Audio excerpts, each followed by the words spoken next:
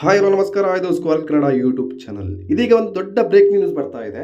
ಕೊಲೆ ಕೇಸ್ನಲ್ಲಿ ನಟ ಚಾಲೆಂಜಿಂಗ್ ಸ್ಟಾರ್ ದರ್ಶನ್ ಅವರನ್ನ ಅರೆಸ್ಟ್ ಮಾಡಲಾಗಿದೆ. ಕಳೆದ ಭಾನುವಾರ ನಡೆದ ಹತ್ಯೆ ಹಿನ್ನೆಲೆಯಲ್ಲಿ, ಅಂದರೆ ಕಳೆದ ಭಾನುವಾರ ರೇಣುಕಾಸ್ವಾಮಿ ಎಂಬ ವ್ಯಕ್ತಿಯನ್ನು, ಮೂಲತಃ ಚಿತ್ರದುರ್ಗದ ರೇಣುಕಾಸ್ವಾಮಿಯನ್ನು ಕೊಲೆ ಮಾಡಿ ಕಾಮಾಕ್ಷಿಪಾಳ್ಯದ ಮೋರಿಗೆ ಆರೋಪಿಗಳೆಸೆದಿದ್ದರು. ಈ ಆರೋಪಿಗಳು ನೀಡಿರುವ ಮಾಹಿತಿಯ ಪ್ರಕಾರ ಇದೀಗ ಚಾಲೆಂಜಿಂಗ್ ಸ್ಟಾರ್ ದರ್ಶನ್ ಅವರನ್ನ ಅರೆಸ್ಟ್ ಮಾಡಲಾಗಿದೆ. ಅವರ ಫಾರ್ಮ್ ಹೌಸಿಂದ ನಟ ಚಾಲೆಂಜಿಂಗ್ ಸ್ಟಾರ್ ದರ್ಶನ್ ಅವರನ್ನ ಅರೆಸ್ಟ್ ಮಾಡಿ ಕಾಮಾಕ್ಷಿಪಾಳ್ಯ ಪೊಲೀಸ್ ಸ್ಟೇಷನ್ಗೆ ಬದಲಾಗ್ತಾ ಇದೆ. ಮೂಲತಃ ರೇಣುಕಾಸ್ವಾಮಿ ಅವರು ಮೂಲತಃ ಚಿತ್ರದುರ್ಗದವರು. ಅವ್ರನ್ನ ಬೆಂಗಳೂರಿಗೆ ಕರೆಸಿ ಇಲ್ಲಿ ಸುಮನಹಳ್ಳಿ ಹತ್ರ ಒಂದು ಶೆಡ್ನಲ್ಲಿ ಇರಿಸಿ ಆರೋಪಿಗಳು ಕೊಲೆ ಮಾಡಿ ಮೋರಿಗೆ ಎಸೆದಿದ್ರು.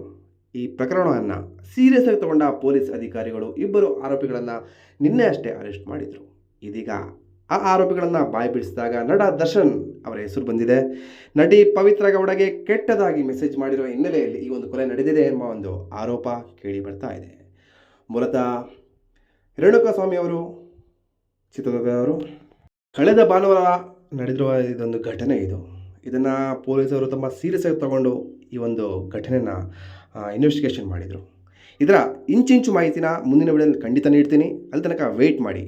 ಜಾಸ್ತಿ ವಿಡಿಯೋಗಳಿಗಾಗಿ ನನ್ನ ಚಾನಲ್ ಸಬ್ಸ್ಕ್ರೈಬ್ ಮಾಡಿ. ಸಂಪೂರ್ಣ ವಿವರಗಳು ಮುಂದಿನ ವಿಡಿಯೋದಲ್ಲಿ ನಿಮಗೆ ಸಿಗುತ್ತೆ. Thank you.